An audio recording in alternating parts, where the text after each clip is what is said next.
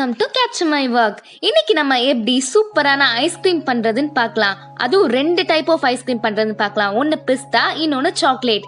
இப்போ வாங்க நம்ம வீடியோக்குள்ள போகலாம். ஃபர்ஸ்ட் நான் இந்த மாதிரி அடிகனமான பாத்திரம் எடுத்துக்கிறேன்.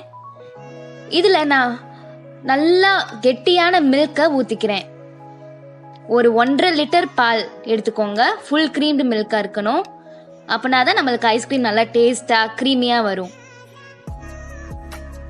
இந்த மில்கை ஊத்திட்டு இதை நல்லா ஹாஃபா வர அளவுக்கு காய வச்சுக்கோங்க. அதுக்கு கொஞ்சம் டைம் ஆகும். ஸோ நல்லா பாயில் பண்ணிக்கிட்டே இருங்க.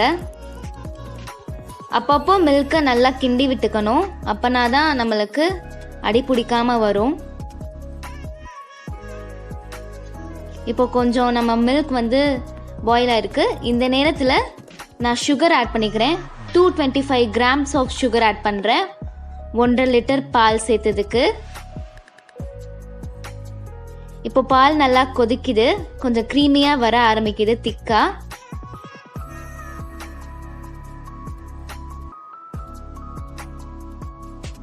இப்போ இந்த ஸ்டேஜில் நல்லா கிண்டி விட்டுக்கிட்டே இருங்க. மில்க் நல்லா கொதிச்சிட்ருக்கு. நல்லா திக்காகவும் க்ரீமியாகவும் வந்துட்டுருக்கு.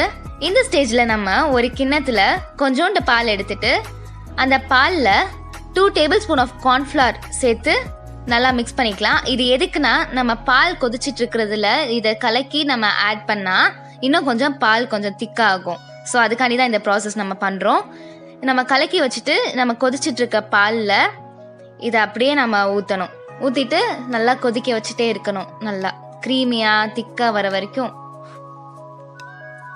இது கொஞ்சம் டைம் எடுக்கும். ஸோ பொறுமையாக பக்கத்துலேயே நின்று கிண்டிகிட்டே இருங்க.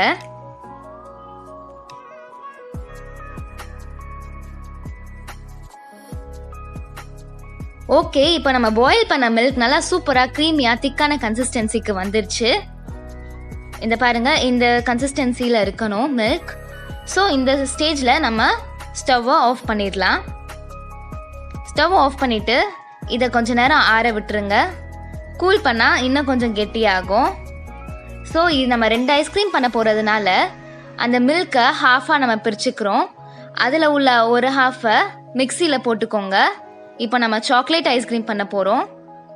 ஸோ பிரித்த ஹாஃபை மிக்சியில் போட்டுக்கோங்க. இதில் நான் கொக்கோ பவுடர் ஆட் பண்ணுறேன். இதை அப்படியே அரைச்சி எடுத்துக்கோங்க. இப்போ நான் அரைச்சி எடுத்துட்டேன். நல்லா மில்க் வந்து நுர வர வரைக்கும் அரைச்சி எடுத்துக்கோங்க. அதை ஒரு ஏர்டைட் கண்டெய்னரில் ஊற்றி நல்லா ஃப்ரீஸ் பண்ணிடுங்க ஃப்ரிட்ஜில். ஓவர் நைட் ஃப்ரீஸ் பண்ணலாம், இல்லாட்டி 8 ஹார்ஸ் கூட ஃப்ரீஸ் பண்ணலாம் நீங்கள். ஸோ இப்போ நான் சாக்லேட் ஐஸ்கிரீமை மூடி வச்சு ஃப்ரீஸ் பண்ணிக்கலாம்.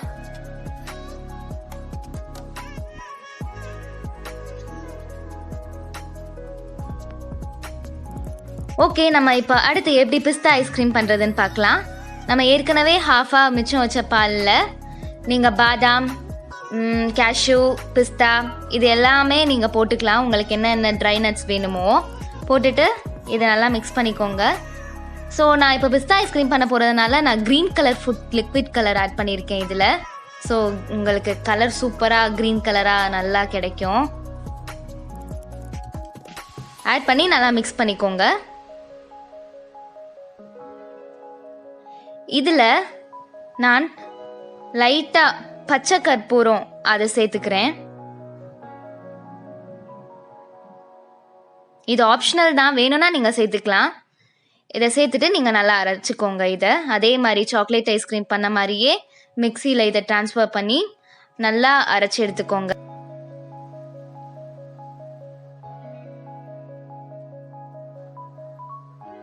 நம்ம மிக்சியில் அரைக்கும் போது அதோட கன்சிஸ்டன்சி க்ரீமியாகவும் ஃப்ராத்தியாகவும் நல்லா நம்ம அரைச்சாதான் நல்லா நுரையாக வரும் அது. ஸோ இந்த மாதிரி வந்துருச்சு நம்ம பிஸ்தா ஐஸ்கிரீமும். சாரி, ஐஸ்கிரீம் ஆகலை. ஐஸ்கிரீம் ஆகிறதுக்கு முன்னாடி நுரையாக இருக்குது. இதையும் அதே மாதிரி நம்ம சாக்லேட் ஐஸ்கிரீம் பண்ணது மாதிரி ஏர்டைட் கண்டெய்னரில் இதை ஊற்றி ஃப்ரீஸ் பண்ணிடலாம். இது ஒரு 8 ஹார்ஸ் ஓவர் நைட் ஃப்ரீஸ் பண்ணிக்கோங்க. அது எப்போ கெட்டியாதோ அது வரைக்கும் ஃப்ரீஸ் பண்ணிக்கோங்க. இப்போ 8 ஹார்ஸ் ஆயிடுச்சு. இப்போ நான் பிஸ்தா ஐஸ்கிரீமை வெளியே எடுத்திருக்கேன். உங்களுக்கு ஐஸ்கிரீம் ஸ்கூப் இல்லாட்டி உங்கள் வீட்டில் கரண்டியே இருக்கும், அதை வச்சே இப்படி பண்ணிங்கன்னா இந்த மாதிரி ஐஸ்கிரீம் மாதிரி வரணும், அது மாதிரி எடுத்துக்கோங்க. இப்போ சூப்பராக நம்ம பிஸ்தா ஐஸ்கிரீம் வருது. இதை எடுத்து ஒரு பவுலில் ட்ரான்ஸ்ஃபர் பண்ணிக்கோங்க. பிஸ்தா ஐஸ்கிரீம் அவ்வளோதான், ரெடி ஆயிடுச்சு. இப்போ நம்ம சாக்லேட் ஐஸ்கிரீமும் சூப்பராக நல்லா ஐஸ்கிரீம் மாதிரி வந்துருச்சு. அதே மாதிரி கரண்டியோ ஸ்கூப்போ வச்சு நீங்கள் நல்லா இந்த மாதிரி எடுத்துக்கோங்க, கடையில் கொடுக்குற மாதிரி. எங்களுக்கே அதிசயமாக தான் இருக்குது, நல்லா வருது. இப்போது இதை நல்லா சாப்பிட வேண்டியதான். ஸோ அவ்வளோதான் ஃப்ரெண்ட்ஸ், நம்ம சாக்லேட் ஐஸ்கிரீமும் பிஸ்தா ஐஸ்கிரீமும் ரெடி ஆகிடுச்சு. நீங்கள் இதை வீட்டில் கண்டிப்பாக நீங்கள் ட்ரை பண்ணுங்கள், ரொம்ப சூப்பராக இருந்துச்சு. உங்களுக்கு இந்த வீடியோ பிடிச்சிருந்தா கமெண்ட் பண்ணுங்கள், லைக் பண்ணுங்கள், சப்ஸ்கிரைப் பண்ணுங்கள், மறக்காமல் பெல் ஐக்கானை ப்ரெஸ் பண்ணுங்கள். Thank you friends.